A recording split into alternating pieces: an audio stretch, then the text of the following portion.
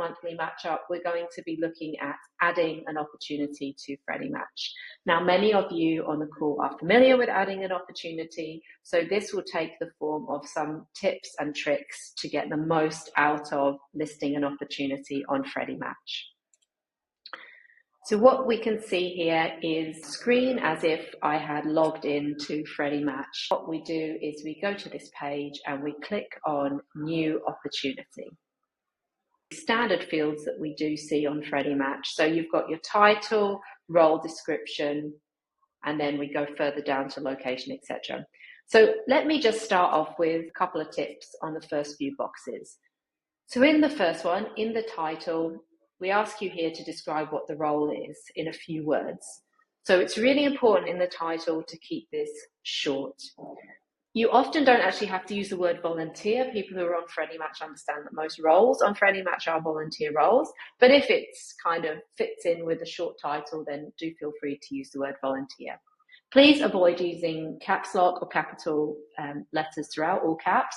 It just is not really necessary on how we present the title of the role. For the role description, we have 3 fields: intro, the role, and need to know. You will notice that all these fields are character limited. The reason that they're character limited is because we try and engage a volunteer really quickly with the role. And what we find is you have a very short window in which to engage a volunteer. So it's really, really important to keep the role description nice and short and snappy. Volunteers want to be excited and they want to be motivated to apply. So think about that while you're putting together the role description. We often use the intro as a call to action. So, do you love gardening, as an example? Or come and see our beautiful community garden space. Something really compelling for the volunteer to kind of perk up and say, oh, great, let's come and read more about this. The role here in this section, you've got slightly more characters to play with. And in this, you're starting to elaborate on what that role is. We encourage you not to just put in a list of all the different things that the role does, like cleaning the plates away and mopping the floor and that sort of thing. Whilst it's important for the volunteer to understand what's involved in the role, here we really want to use it as an opportunity to explain to them how the role contributes to what your purpose is as an organization. I realize that sounds a bit kind of out there, but rather than focusing on the detailed jobs of what somebody's going to do, focus on how they are going to actually help you out and help out the people that you serve. So even if it's, say, a meal service, and they are going to be putting out plates, taking away plates, and wiping the tables, what we really want them to understand is they're going to get the opportunity to interact with the people who come and share a meal every single week or every month. That what's valuable about them being there is them engaging with the people who are having that meal. And obviously there's the logistics of how that meal is delivered, but really what's going to inspire them to volunteer and to join your organization is the idea of helping out in a really meaningful way. So try and keep that role description very motivating and very positive. At this point, it's also important to say that we try not to use exclusionary language or certainly not discriminatory language, but in the role description, try and think about all the different people who might be able to help out. You don't want to say something like, oh, you need to stand for 3 hours, when in fact, if that person is in a wheelchair or they have other access requirements, or in fact they are elderly and might just need to sit down for 5 minutes halfway through, whatever it might be, try and keep it very, very inclusive. And whilst we do need to be mindful that there's a job to do and you do need to perhaps stand for an extended period of time, don't make that the dominant thrust of the role description. Next up is the location field. Now in location, we have online or remote role or location. Now we've recently updated the location search functionality of FreddyMatch. So if you select that this is an online or remote role, in our map view page on FreddyMatch, it won't appear as as a point on the map. It will instead appear in our drop-down list of online or remote opportunities. And we're also enabling volunteers to search for remote roles or online roles separately. So if you don't have to be in a physical location to do this role, feel free to check this or use this slider here. If you do want to use a location, what you will see in the drop-down is an address field, which you can select. That address corresponds to the address you use when you sign up the organization. If that is not the location at which the volunteer role will occur or will happen, you can create a new location and use the kind of standard Google API commitment and support details. This is something that we're trying to get more and more organizations to engage with, is the NESB support and the disability support buttons. So NESB stands for non-English speaking background. Often we have volunteers come through who don't have a great deal of confidence in their English, and their English can be absolutely excellent, but they might be looking for a volunteer role as a way of engaging more with the community, and they may be even self-conscious or reticent to do so because they're not confident about their English speaking ability. So if your organization can provide a little bit of extra support for somebody who might not have English as a first language, or even really welcomes and encourages people with English not as a first language because of the nature of your service recipients, then please just use this slider to select yes for this opportunity. What that does is it tags the role with language support available, and that's just a signal to people who may be not that confident with their English that they can apply for this role and have a great experience. If you can't provide that support, it's not a worry at all, and just leave the slider at no. Similarly with disability support, again, using the slider for disability support indicates that your organization is open to supporting people with different access and support requirements. It can be any range of disability. So, this is not indicated to say that you're able to accommodate all disability within this role, or supports a volunteer with any disability to do this role.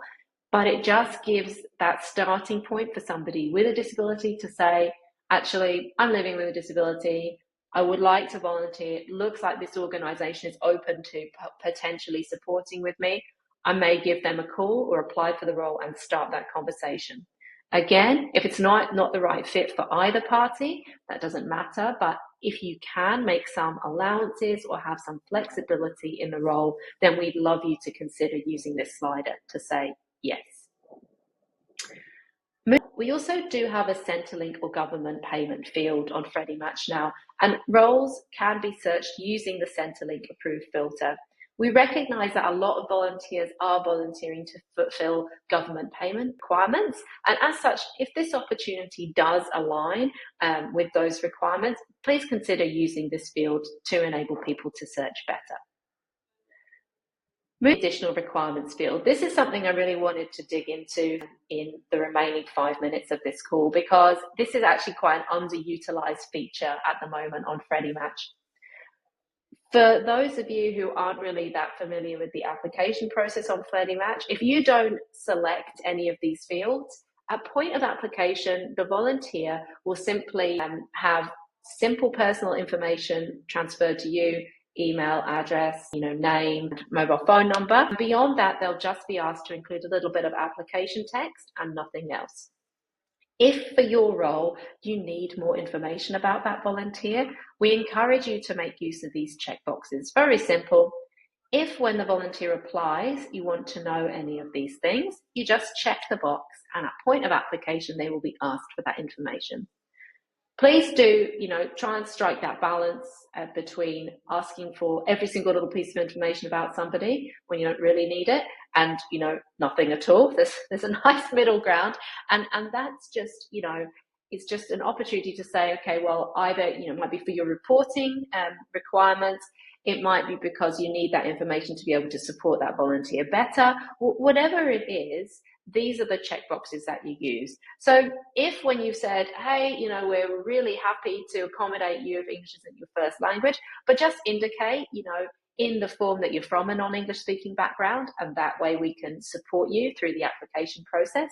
And equally, if you would really like somebody who speaks a different language to apply, use these checkboxes here. We also know that many of the transportation roles require having a driving license, so you can check that box if that's something that the volunteer would need. Similarly, with the disability support tag, if you just want the volunteer to have the opportunity to tell you about any access or support requirements, you can check this box here. We do understand that some volunteer roles require residency in Australia. If that's a condition, then do just select "Are you resident in Australia" there. If we're moving down here, we've got also your gender. Sometimes that is a requirement of the role, particularly if it's something to support maybe a men's circle or a women's group, or some other requirement for gender. Do just select that box there. Similarly, with of Indigenous Australian descent, if you do collect demographic information for your reporting requirements or what have you, again, this is a good box to check if you do need to collect that information. At this point, I will just say that when you are selecting this information, if you don't really need it, don't collect it. If you don't need to know somebody's demographic information or their gender, don't select the box. It often just really puts people off if they're being asked for more and more and more information. They sort of feel like, oh, well, why do you need to know what my gender is? Or, why is it a requirement, that I'm of Indigenous Australian descent? So if you don't need it, don't collect it. But we also encourage you, if you do as an organisation have a privacy policy or some information on the data that you collect, when a volunteer applies to you, you can always share that with them and say, hey, we've asked you for this demographic information because it's in line with our government reporting requirements. And look, you can look at our privacy policy and understand where that information goes. Towards the bottom, we start on the various checks. So many organisations will require an NDIS check, working with children check, or a police check. So if you do need those checks as part of the process, good idea to find out beforehand whether the volunteer has those checks in place. So if you select those boxes, then you can ask the volunteer at point of application, do you have this or not? And it just streamlines that process so you're not doing that later on.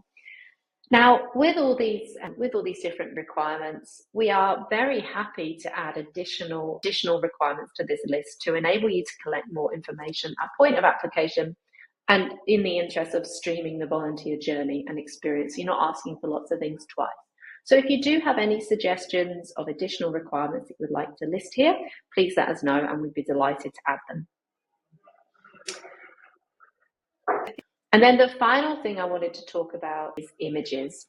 So again, FreddyMatch is an image-driven website. So we really try and encourage organisations to provide great images for the volunteer roles. We also understand that working with images can be tricky. So there's some simple tips and tricks that I wanted to share with you today. So first up is when you add an organisation, you'll be asked to provide an organisation image. Now that image will be used across any volunteer opportunity that you post as that organisation. So for example, in this case, we're test organisation. So test organisation, when we set up the test organisation account, we would have added an image. It's important to understand that because that image is displayed across all your opportunities, it has to be really relevant, right? So that organisation image has to be something that kind of corresponds with the volunteer opportunities that you're going to list. So what we always recommend is even an image of either your charity, I'm just going to call it headquarters, whatever that kind of service location is, something like that. A big group of your volunteers, perhaps gathered outside your headquarters if you have that location. Something like a community garden, use a picture of the community garden. Something that's really relevant, that is kind of the heart of your organisation. If you do something online, something like that, then, obviously the physical location isn't what's important. What's important instead is the service that you deliver. So there's a number of different ways that you can incorporate this. Many organizations that have an online or remote service, they have a kind of a ready-made banner that they already use on their website that describes what their organization is in a different sense. So you could consider using some of that as your organization image, something to align with maybe your website or your online opportunity. And then other ideas there are, because you might not have then pictures of your volunteers to use within each of the volunteering opportunity roles, just take out some key features of what those roles are. So if it's, for example, frog ID and it's people identifying frog calls, then use a picture of a frog, right? Any kind of visual symbol of what the opportunity is going to be. But do remember that in the first instance, when you create an organization, the image that you add to that organization will display across all volunteering opportunities. So when you come to your opportunity page and it's asking you to add more images, these will be added to the organization image in the carousel of images that displays when you display the volunteer opportunity specifically. Image 1 will be the headline image that will be used in the tile that's shown on the FreddyMatch website. That'll be the first image you see. And the other images will appear just in sequence in that carousel. So don't repeat the image across the 3 images. We will do that automatically if you only add 1 image. And if you have 3 images, as I said, they'll appear in sequence. So at a minimum, for each opportunity, you will display 2 images. One is your organization image, and the second is your opportunity image. When you're adding your opportunity image, like I say, volunteers in action is really, really great if you can manage that. And if not, I gave some other kind of advice there. But in any case, ideal is a picture of your volunteers. An actual photo is a really good idea. An image in JPEG format, that's JPG as the file extension. And we often talk about using a 16:9 aspect ratio. This works really well when the image is resized from mobile phone or resized in other different browsers, like when you slide your browser window kind of thinner or fatter or what have you. That is a good aspect ratio to use. In order to make sure that image displays really well, try and make the subject of the image in the middle of the image, and then have a little bit of space around the outside. So don't feel like you have to really zoom in on a photo to make it accurate. It helps if it has a little bit of space. It's not the subject of the photo on the outside. When you're uploading an image, it has to be less than 1 megabyte in size. So yeah, just not a huge image. Now, a few more tips here for you. So with that image, you can use several different tools to make that image fit these kind of requirements. One tool that I really like to use is called I Love IMG. And this enables you to resize, to compress, all sorts of different kind of functionality, and also to crop to that 16:9 ratio. So that's a really good one to use and can just help you get the right image first time. I always say when you're creating an opportunity, make sure your image is ready at the start, because that will just save you a little bit of trouble later on when you're actually uploading it and doing that. So that's almost the first thing that you actually need to do. Maybe we should have it at the top. Very, very final thing, and then I'll throw it to you for questions, is our expiry date on the website. Now we have a new feature here. This expiry date has never been mandatory. It doesn't have a star next to it. But now, if you include an expiry date on your image for your opportunity or your role, the opportunity will automatically go to draft status after that expiry date. So that's a useful feature. If you know you've got an event coming up or something like that, this feature, if you put in an expiry date, we will automatically move it to draft status after that expiry date is passed.